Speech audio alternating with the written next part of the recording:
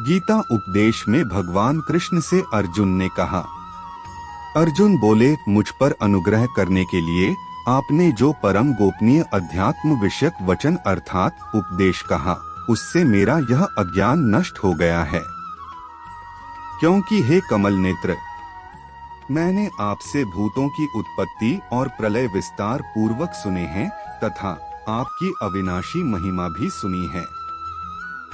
हे परमेश्वर, आप अपने को जैसा कहते हैं यह ठीक ऐसा ही है। परंतु हे पुरुषोत्तम, आपके ज्ञान, ऐश्वर्य, शक्ति, बल, वीर्य और तेज से युक्त ऐश्वर्य रूप को मैं प्रत्यक्ष देखना चाहता हूँ। हे प्रभो, यदि मेरे द्वारा आपका वह रूप देखा जाना शक्य है ऐसा आप मानते हैं, तो हे योगेश्वर, उस अविनाशी स्वरूप का मुझे दर्शन कराइए। श्री भगवान बोले, हे पार्थ, अब तू मेरे सैकड़ों हजारों नाना प्रकार के और नाना वर्ण तथा नाना आकृति वाले अलौकिक रूपों को देख।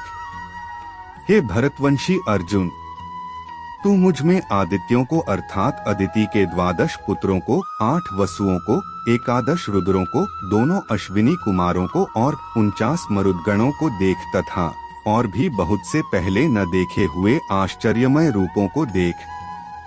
हे अर्जुन, अब इस मेरे शरीर में एक जगह स्थित चराचर सहित संपूर्ण जगत को देख तथा और भी जो कुछ देखना चाहता हो सो देख। परंतु मुझको तू इन अपने प्राकृत नेत्रों द्वारा देखने में निःसंदेह समर्थ नहीं है। इसी से मैं तुझे दिव्य अर्थात अलौकिक चक्षु देता हूँ। इससे तू मेरी ईश्वरीय योग शक्ति को देख। संजय बोले, हे राजन, महायोगेश्वर और सब पापों के नाश करने वाले भगवान ने इस प्रकार कहकर उसके पश्चात अर्जुन को परम ऐश्वर्ययुक्त दिव्य स्वरूप दिखलाया। अनेक मुख और नेत्रों से युक्त, अनेक अद्भुत दर्शनों वाले, बहुत से दिव्य भूषणों से युक्त और बहुत से दिव्य शस्त्रों को हाथों में उठाए हुए, दिव्य माला और वस्त्रों को धारण किए हुए और दिव्य गंध का सारे शरीर में लेप किए हुए, सब प्रकार के आश्चर्यों से युक्त, सीमा रहित और सब ओर मुख किए हुए विराट स्वरूप परमदेव परमेश्वर को अर्जुन ने देखा। आकाश में 1000 सूर्यों के एक साथ उदय होने से उत्पन्न जो प्रकाश हो, वह भी उस विश्वरूप परमात्मा के प्रकाश के सदृश कदाचित ही हो।